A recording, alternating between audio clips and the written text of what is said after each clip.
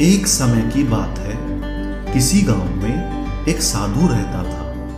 वह भगवान का बहुत बड़ा भक्त था और निरंतर एक पेड़ के नीचे बैठकर तपस्या किया करता था। उसका भगवान पर अटूट विश्वास था और गांव वाले भी उसकी इज्जत करते थे। एक बार गांव में बहुत भीषण बाढ़ आ गई। चारों तरफ पानी ही पानी दिखाई देने लगा।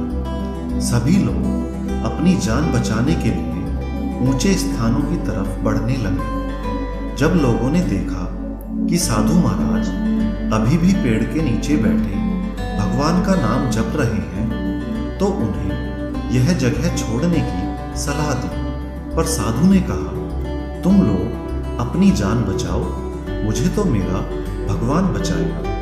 धीरे धीरे पानी का स्तर बढ़ता गया और पानी साधु की कमर तक आ पहुंचा। इतने में वहां से एक नाव गुजरी।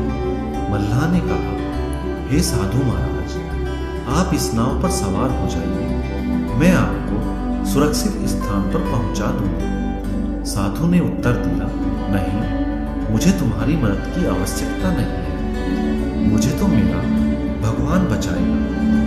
नाव वाला चुपचाप वहां से चला गया। कुछ देर बाद बाढ़ और प्रचंड हो गई। साधु ने पेड़ पर चढ़ना उचित समझा और वहां बैठकर ईश्वर को याद करने लगा। तभी अचानक उन्हें गड़गड़ाहट की आवाज सुनाई दी। एक हेलीकॉप्टर उनकी मदद के लिए पहुंचा। बचाव दल ने एक रस्सी लटकाई और साधु को उसे जोर से पकड़ने का आग्रह किया, पर साधु फिर बोला, मैं इसे नहीं पकड़ूंगा, मुझे तो मेरा भगवान बचाएगा। उनकी हट के आगे बचाव दल भी उन्हें लिए बगैर वहां से चला गया। कुछ ही देर में पेड़ बाढ़ की धारा में बह गया और साधु की मृत्यु हो गई। मरने के बाद साधु महाराज स्वर्ग पहुंचे और भगवान से बोले, हे प्रभु, मैंने तुम्हारी पूरी लगन के साथ आराधना की, तपस्या की, पर जब मैं पानी में डूबकर मर रहा था तब तुम मुझे बचाने नहीं आए। ऐसा क्यों प्रभु? भगवान बोले, हे साधु महात्मा, मैं तुम्हारी रक्षा करने एक नहीं बल्कि 3 बार आया।